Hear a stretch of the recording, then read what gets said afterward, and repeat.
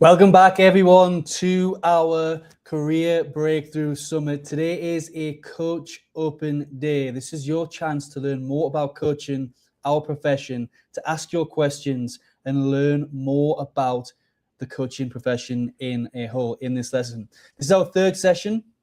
So the first session we did what is coaching, looked at why you might want to start a career in coaching. We then just had a coach demo on Zoom with our wonderful coach, Chantel Hamilton, who allowed me to coach her in that space as a bit of a coaching demonstration for the audience.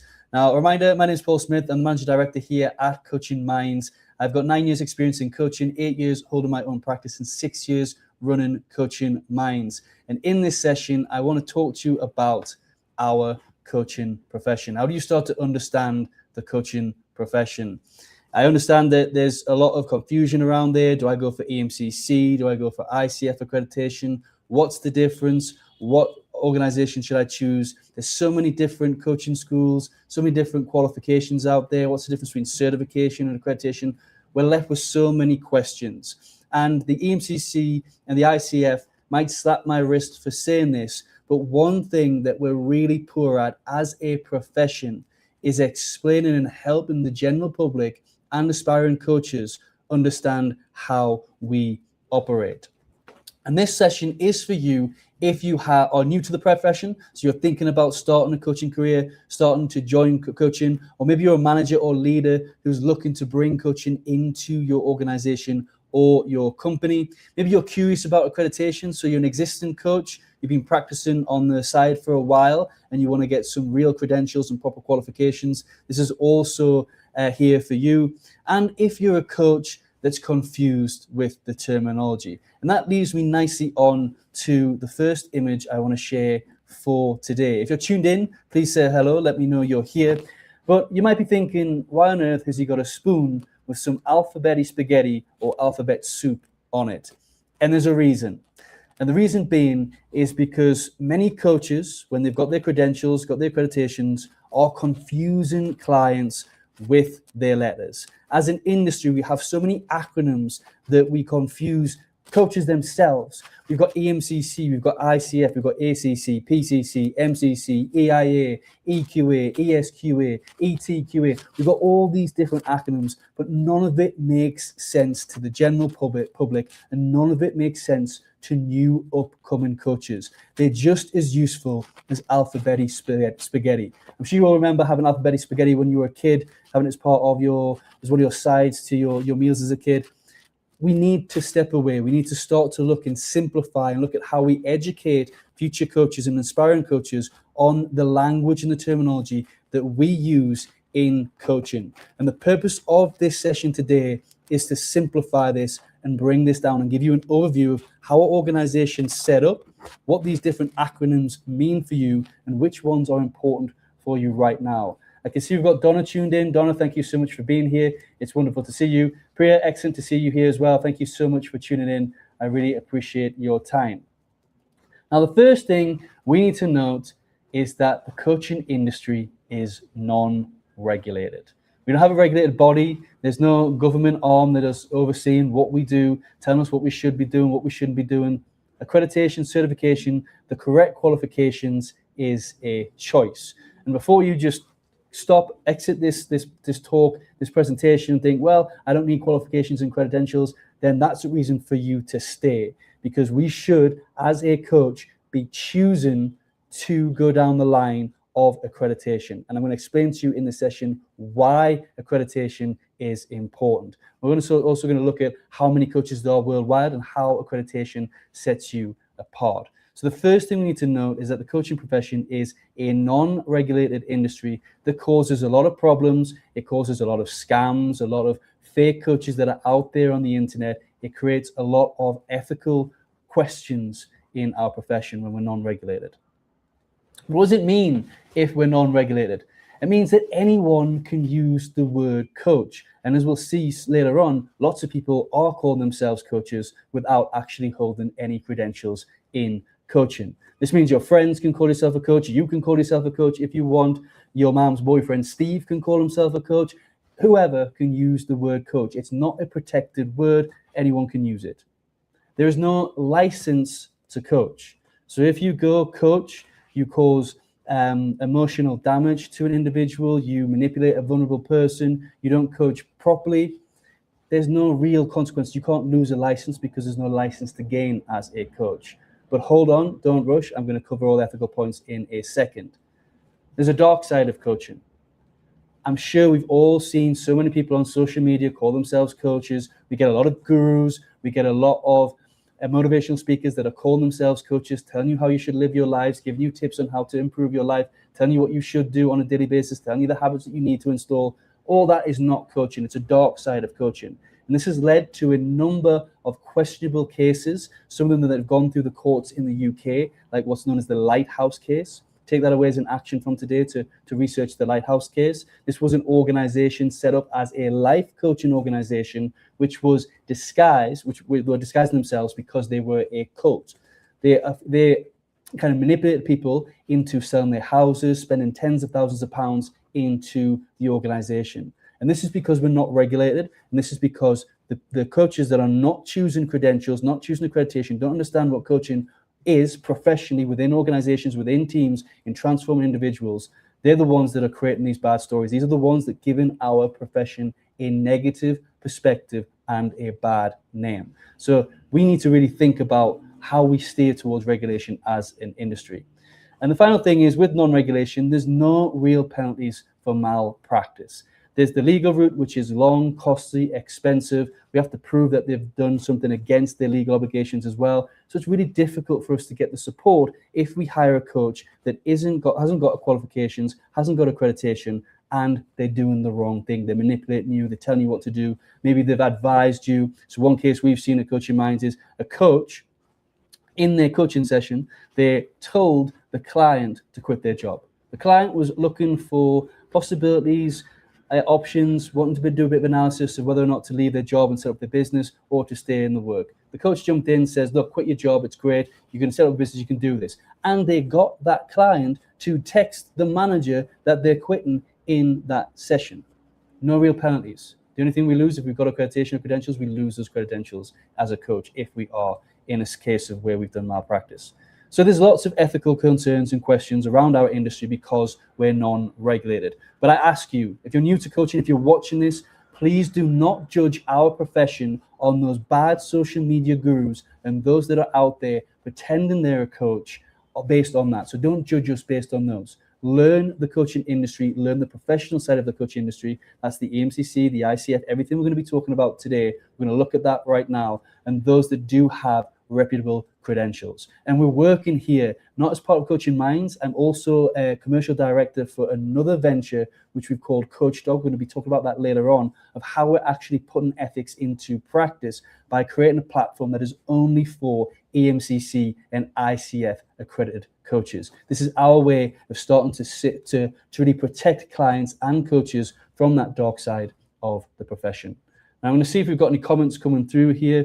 Priya is saying, it's really sad how people are being fooled by these so-called coaches. It is really sad. There's lots of cases out there. I've mentioned one. I could sit here and give so many cases and illustrations. And this is what really drives us here at Coaching Minds. I'm going to talk about the barriers to entry in a second. Why are people choosing not to go down the credential route? Why they're not looking? Because we as an industry need to look at this and we need to ask ourselves questions. And I'm going to give you the statistics in a moment. So I'm going to come back to your question there in a moment, Priya. So if you are for the EMCC and you are from the ICF, take this with a pinch of salt and help support and educate our industry, the general public, on our profession, because we've done surveys, we've been at events, in person, online. We've received the feedback. As an EQA with the EMCC, we receive the feedback from coaches and individuals, and we're taking that on board and we're implementing it to educate the general public on our profession. But not all is lost. We do have, I've mentioned the EMCC and ICF, we do have what's known as self-regulated organizations, or SROs. And there's many of them out there. The two key ones that are recognized, the biggest ones that are recognized globally, is the EMCC Global, which is the European Mentoring Coaching Council Global, and you've got the ICF, which is the International Coaching Federation. Just behind them, you've got the Association for Coaching, which is also globally recognized, but I don't have time to go into all the details of all the SROs today, so this focus is going to be on the EMCC and the ICF, which are the highest in demand. Now, the key difference, a lot of people ask me the key difference. There's lots of different differences between the two of them. EMCC is really heavy on supervision. ICF is more heavy on CPD and CCEU points. So there's different approaches that they take. They have different global codes of ethics and frameworks that are slightly different in their approach. So as an organization, they have different goals, different purposes, different objectives. Now, as a coach, or a coach that's thinking to go into the profession, you need to consider geographic location is probably the most important difference between the two of them, and what is more recognized for your clients and your potential business. So for example, the ICF is huge in the US.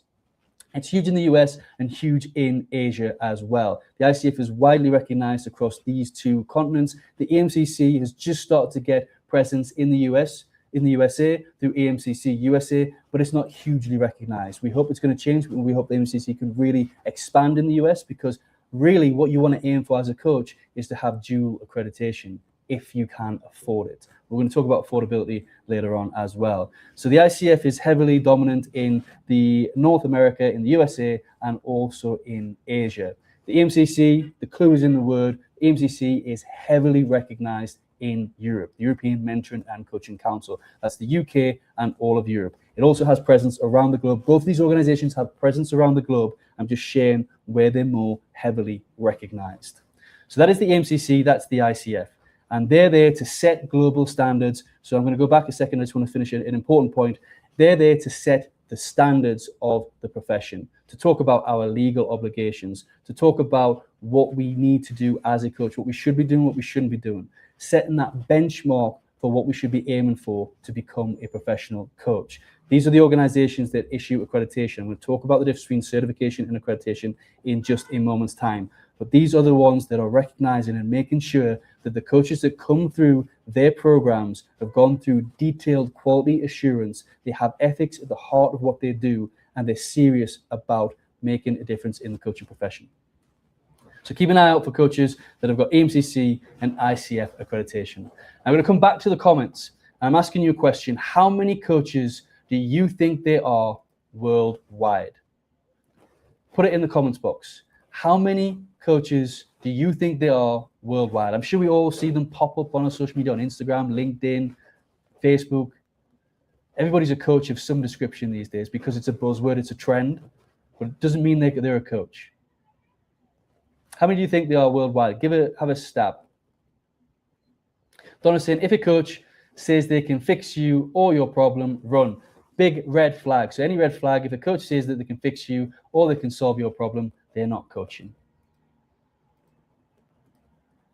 Donna's saying hundreds of thousands. Razan's saying 100K. I think a little bit bigger than that. Is there a bit of a clue there? How many coaches do we think are worldwide? Priya's saying a few thousand. Think bigger. So whilst we can't actually get the statistics of how many coaches are practicing worldwide, we can get an idea. And these figures might shock you. So if we were to look at Instagram and we were to look at the hashtag coach, there's been 49.6 million posts attached to coach. You look at coaching, it's about 39.7. This is as of yesterday when I prepped this presentation. 39.7 that is in coaching, hashtag coaching. So there's lots of posts on Instagram.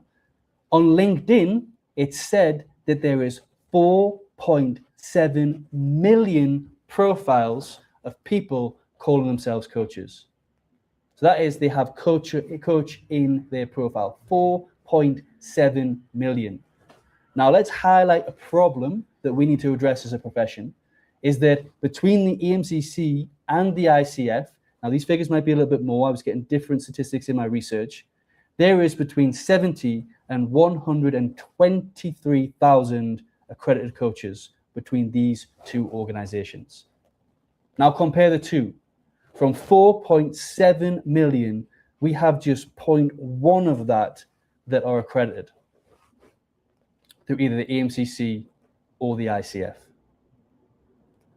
Do we see the problem? I'm going to ask you, what is the problem with this? The problem in a nutshell, there's 4.6 million coaches that are calling themselves coaches without credentials, without professionals, that haven't gone through the accreditation route. But why? What's stopping people from going through the accreditation route? Now, a lot of them might call themselves certified.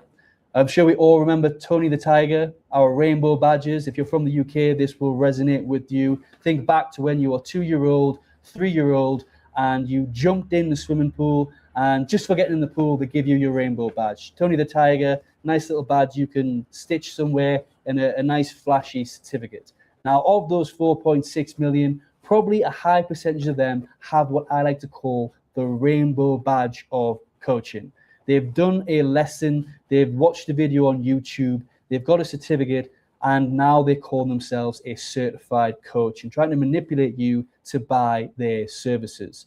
Now, I'm putting this across is because there's so many coaches out there that are spending thousands of pounds, thousands of dollars going through trained programs, quality assured programs through the EMCC, through the ICF, that are getting drowned in this noise because there's too many people speaking up without the credentials that just has their rainbow badge, Frosty's rainbow badge from Tony the Tiger. These are small cases. Just because you watched a video or you watched a series on YouTube does not mean you can call yourself a coach. That's like me watching the full series of Suits and calling myself a lawyer just because Netflix gave me a certificate. It doesn't work like that. A lot of certificates that are out there do not mean a Scooby, do not mean shite. I'm sorry to say the word, but they do not. So you need to learn, as somebody who's new to the profession, to do your due diligence, research your coaches so you don't fall into the scams and the fake coaches that are out there. It's so important. I'm going to talk about the coaches that you want to look for if you're thinking about hiring a coach, and the coaches that you want to become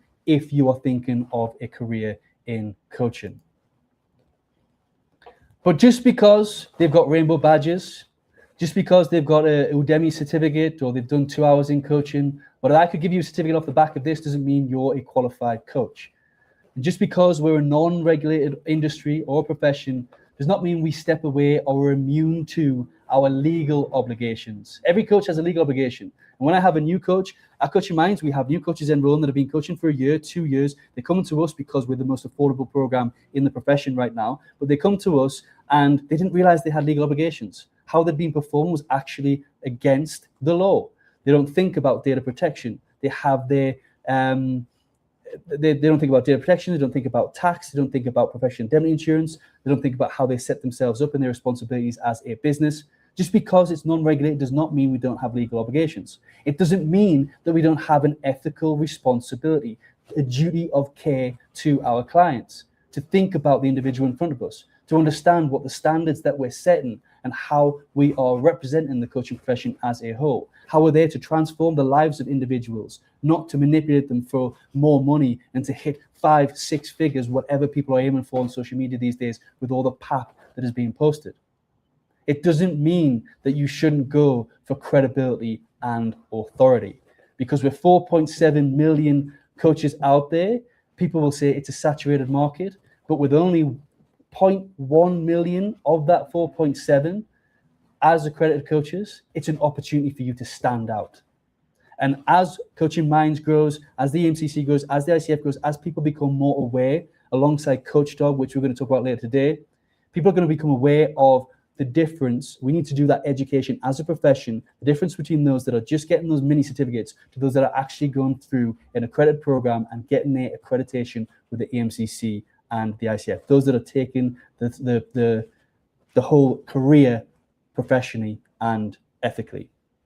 It's so important. And Donna is saying here, showing up does not equal trained. Being informed does not equate to knowledge and practice. Thank you for sharing that, because that really annoys me as well. One of the things that really bugs me, and I'm sounding like a bit of a pessimist, people say you're so negative about the profession. I'm not. If I was negative, I would sit here and moan and not propose solutions. I'm real. I take a realistic approach to this. But one thing, buzzword that's going around right now, is trauma-informed coaches, who then market themselves to help cure trauma. You're not educated, you haven't gone through a degree, you're not a therapist, you can't help people cure their trauma, you can't help people remove their trauma. Trauma-informed means that you understand how trauma operates and you know how to stay within your competencies as a coach and when to refer to a therapist and where you might be able to help. So keep that in mind. We need to understand, we need to learn, we need to grow, we need to understand our legal obligations, we need to understand our ethical responsibility. There's too much noise on social media, and like I said, the great coaches, the professional coaches are getting drowned out, but we're here to change that at Coaching Minds. We're here to educate the general public on safety when choosing a coach. So you don't choose the crap, you are doing your due diligence and you're choosing somebody that is right for you, that isn't going to scam you, that isn't fake. But why? We need to ask the question why. Why from 4.7 million coaches that are calling themselves coaches on LinkedIn, plus whatever else is on Instagram and Facebook, why are people not choosing to go down the route of qualification and accreditation? Now, one of the reasons is you don't have to. So we did a survey when we first set up Coaching Minds. One of the reasons I haven't put on the screen is we don't have to. It's a non-regulated industry. We're not obliged to do that. Just because we don't directly say that we have to do that. I've just covered that. Indirectly, we've got legal obligations, ethical responsibility, duty of care, everything we need to consider. But the three big ones that came out was the cost. And this is something else we need to reflect on as a coaching profession. How can we expect a lot of individuals, a lot of coaches, how can we influence, inspire coaches to go into the route of accreditation and ICF, EMCC accreditation and credentials, which alone, when you go down the accreditation route, is fairly priced. They're not huge. They're a couple of $100s for the accreditation and the membership. But how can you expect people to come into the ICF and the EMCC when you have people, organizations, charging more for a coaching program than an actual degree? The average cost is between $5,000 and $12,000 to study a program to get into accreditation and credentials.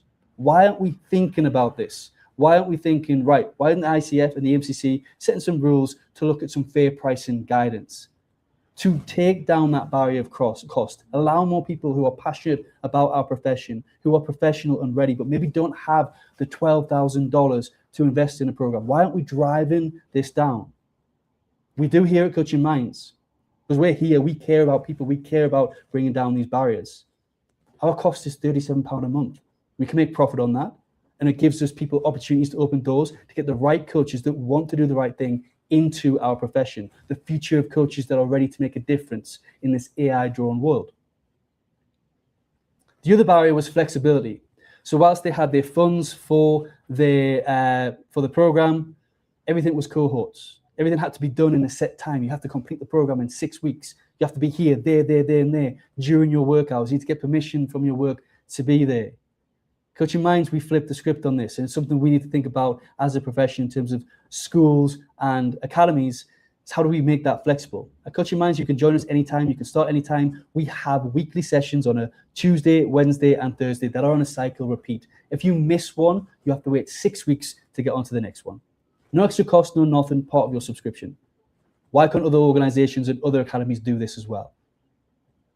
The other, which we're here to talk about today, the other third thing we found in the survey that was stopping people from going down the route of credentials and accreditation with either the EMCC or the ICF was clarity. Going back to what I mentioned at the beginning, the alphabet spaghetti. So many coaches, the EMCC, the ICF, we've got too many acronyms that don't make sense. It confuses new coaches.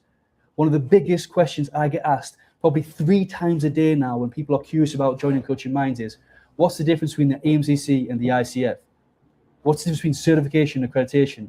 What level of accreditation do I need to go? We're not clear on or making it simple for people to go down this route of accreditation. And granted, the ICF, the EMCC have improved massively over the past 3 years. The digital transformation at the European Mentoring Coaching Council is looking fantastic. Really excited to see where it goes in the future. But we need to ask these questions as an industry. Are we blocking some of the best people that could be coaches because of these high costs, because we cannot afford to offer flexibility, because we're too focused on AI and making everything automated? Is it because we're making things too complicated for people to understand? Is this why we have 0.1 million against 4.6 million coaches that are accredited in our profession? These questions need to be asked. At Coaching Minds, we're asking them. So what is the difference between certification and accreditation? Now, I've talked about Frosty the Tiger. I've talked about rainbow badges. When you jump in the pool, you get your certificate, makes you feel good, woo, woo, woo, whatever. It doesn't mean you can go and practice. So basically, in a nutshell, certification is you've received a certificate from some company, organization, doesn't matter which company, organization. Like I said, I could give you a certificate off the back of this session, and you could say you're certified because you've got a certificate. So certification basically means you own a piece of paper that's given by a company or an organization. Doesn't matter what the background is or where they're from, okay? Doesn't make a difference. Accreditation, on the other hand, is where you've received recognition. So as accreditation, you get certification from an accredited body, accredited organization, and you get recognition from a professional body. So for example, you do an Udemy course, you do it in 20 minutes, it gives you a certificate. Coaches use that, call themselves a certified coach. It's not credible, okay? That's just a certificate. So ignore the word certified when you're looking for a coach. The word you want to be looking at is a accredited coach. You want to find an accredited coach. What accredited means is that they've gone through a detailed, structured framework. And I'm going to talk about the difference of different ones you've got here from the EMCC and the ICF in just a moment. But they've gone through an extensive program of around over 100 hours of coaching with practice. They've been assessed against practical standards, professional standards of the industry, okay? They've been checked with their experience, they've been vetted, they've been verified, they've gone through a program, and then they've been given a notification, a recognition from one of the professional bodies in our profession. That's the EMCC and the ICF. Now be careful. Be careful. Don't just look for EMCC and ICF because, again, we make things complex in our profession. People will put EMCC member or they will put ICF member. Just because they're a member, you can go and sign up and be a member of the ICF if you want to. Go and give them $200 a year, whatever it is at the minute. I don't know the cost of the MCC. It's about £100. Sorry for the ICF, but it's about £100 for the MCC. You can go and pay your membership. You can put that on your profile to try and con the general public to thinking you've got some kind of credentials. But just because you're a member doesn't mean you've gone through certification, gone through accreditation, and that you're qualified and you have the right credentials. So ignore where it says member. Okay, and we do have, I've seen academies that don't have accreditation that have done this. They will say, we adopt the Global Code of Ethics. We adopt the EMCC Global Code of Ethics. They'll put that on their website as a way to kind of con you into thinking that they're more credible than they actually are. Ignore this as well. The one thing you want to do, if you can take one piece of advice today when you're looking for a coach, is to check their registers, their accreditation registers. Now, the EMCC register is down at the moment. They're going through a whole transformation, and it's going to be, they're improving the whole platform and software. So you can't check that just yet, but it's going to be a matter of days before that goes live again. ICF is there. Go and check. If you find a coach that says they're ICF certified accredited, check the register. Don't take their word for it. There's too many scams and too many manipulations in our profession. And at Coaching Minds, we're educating people on this so they can go for that 0.1 million coaches and not fall for the 4.6 that don't have any credentials. So that's the difference between certification and accreditation. Check the registers. I've just mentioned that. Super, super important. Now you're thinking, I'm an aspiring coach. I want to get into the coaching profession. I've talked about cost, the barriers. We're removing them here at Coaching Minds, so you don't have to worry about those. But you might be thinking, well, what's the right accreditation for me? I talked about the difference between EMCC and ICF, but which level do I go for? How do the levels work? So I'm going to start with the ICF because they're a little bit easier to understand. They make things simple. They've got a few other areas as well, but what's important to you as a new aspiring coach is this path. So the certified coaches path. Now the ICF don't help us here neither because they also use the word certified. I don't know why it's not AAC, PAC, and MAC, because it stands for Associate Certified Coach. Associate Accredited Coach would be better. Professional Accredited Coach would be better. To get rid of that terminology that we're not so good at, to confuse people. Because anybody can call themselves certified. So how do the ICF make themselves stand out a little bit better? That's not me for me to make the decision. But the three different routes you've got here is you've got the ACC. So each of these require you to sit an exam to be able, or the MCC requires a lot more detail. The MCC requires a lot more detail. It requires dialogue, a conversation, and a discussion with the ICF. But generally, level 1, you need 60 hours of coach education and 100 hours of coaching experience.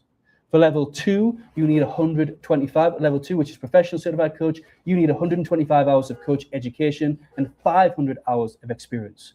We're starting to see the level of depth that we go into when we go through our qualifications. It's not just a two-hour video that we've watched on YouTube by someone who probably doesn't have certification or accreditation themselves. And for Master Certified Coach, which is their level 3 path, you need 200 hours of coach education and 2,500 hours of coach experience. Now, there's a lot more behind this. There's an exam you have to sit. There's certain other requirements you need to meet. I don't have time to go through it in detail, but these are the 3 paths. So you start level 1 and then you work your way through level 2, level 3. But if you're a professional, if you're a manager in a business, if you've been working with individuals on a one-to-one basis, you're managing a team, you've got a lot of experience, and you've coached individuals, there's opportunities for you to jump straight to level 2 as well. So you don't have to automatically always go to the ACC, but it is recommended. Next, EMCC. Now, EMCC are a little bit more complicated. If you go on their website, they have quality awards, accredited numbers, accredited figures for absolutely everything. Teams, coaching, executive coaching, all different areas. But the 4 most important EMCC accreditations that you need to consider if you're a coach that's coming into our profession is the EIA. So I've accidentally put an EQA there. I put our practitioner certificate, so please ignore that. That should say EIA practitioner. Okay, the EQA is for organizations and companies. Ignore that. So I don't want to confuse you here. So let's just ignore that. But every one of these are EIA, which stands for individual accreditation. I've said EIA too much there. I'm starting to think of Old McDonald's farm. But anyway, getting off piste. EIA. So you have individual accreditation. This is for coaches that are coming to the profession. EQA is for organizations, as I mentioned. Foundation level, 1 year, you need 1 year's experience and 50 hours of coaching practice in order to get your foundation level with the EMCC. Level 2, the practitioner level, which should say EIA again there, so individual accreditation. You need 3 years and 100 hours of practice hours. So 3 years experience, 100 hours of practice. So you can see a slight difference here. The EMCC are very focused on the years that you practiced, where the ICF are more focused on the coach education hours that you've received. For senior practitioner, which is the level that I'm at, you need 5 years experience in coaching and 200 hours of coaching experience. I'm actually currently looking to go through master practitioner. For master practitioner individual accreditation, you need 7 years experience and over 500 hours, with some huge contribution towards the coaching profession. And also you need to go through a series of interviews and dialogue with the EMCC to gain master practitioner. But those are the 4 levels that you can work your way through. So it's an identification. If you see people with foundation, practitioner, senior practitioner, master practitioner, you see these badges in particular used, they're generally going to be a safe coach to contract. But please also always check the register. And a few questions you need to think about when contracting a coach, when you're thinking about whether I go for the EMCC or the ICF. First question is, who's my audience? So who is your targeted clients? Who do you want to work with? What's the mission you want to change? How do you want to make a difference? The second is budget. So what is your budget? There's different budgets and different costs for EMCC, ICF. What experience do you hold already? So what experience can you use right now you can apply to the EMCC, ICF, and kind of work towards that next level in the accreditation? And what doors will it open? I mentioned earlier on, the ICF is heavily recognized in the US and Southeast Asia. EMCC is really heavily and dominant in the Europe. So it's your choice. If your clients are based in Europe, it makes sense to start with EMCC. But always, you want the gold standard is to go for both EMCC and ICF qualifications if you have the budget. And that Coaching Minds, I just want to leave you finally with our mission that we are here to make coaching affordable and accessible across the globe. We are different from other programs, different from academies. We're not the most popular. I don't have the, I'm not the most popular in how I put things across, because I question what we're doing and I care about the direction that we're going, but we're still going to be us. We're still going to make a difference. We're still going to help coaches. We're going to drive the future of the profession. So we're on a mission to make coaching affordable, accessible across the globe. That's why our prices are low and affordable, and that's why we're here to help and support. Adele is saying ethical and accredited coaches will upload their EMCC ICF certificate on their website, LinkedIn, etc. It will. You can see it on their LinkedIn, but also do check the register, because there is individuals that have come across a case, and it kills me to say this, where somebody's put a fake certificate on there. So just be careful. And Rezan, thank you so much. Rezan's saying we are making a difference. Thank you so much, Rezan. I really appreciate that. I appreciate your support, and I appreciate you being here. Now, I need to jump off because I'm 5 minutes late. I need to be in the next session of today, where we're going to talk more and build on this and look at AI within our profession and some ethical considerations as well. But again, I'm giving you a free resource. So if you are a coach that doesn't know your legal obligations, you don't know the importance of ethics, scan this QR code. I'm going to come and make this bigger so you can screenshot it. Screenshot this and scan it later on. Go straight into it. But this is a full detailed book on everything with coaching ethics. So you get the free copy of the ebook. If you want the hardcover, you can go ahead and get it. But this is for you. And we're doing this as part of our mission to make coaching affordable, accessible, and part of the way to inspire coaches that are practicing, that haven't got credentials, to do the right thing. So scan this, learn all about ethics, your legal obligations, our professional code of conduct here that we operate through Coaching Minds, the EMCC Global Code of Ethics. It's all in there and what you need to think about. I want to thank everybody for tuning in today. I've jumped across the session and got off piece a little bit, but I hope this has been useful. I hope it's been beneficial. I look forward to seeing you in our next session, which I'm going to go live straight away now. So if you're on YouTube, LinkedIn, wherever you're seeing this, just go and find the next session. We're going to be talking about AI. I'll see you there.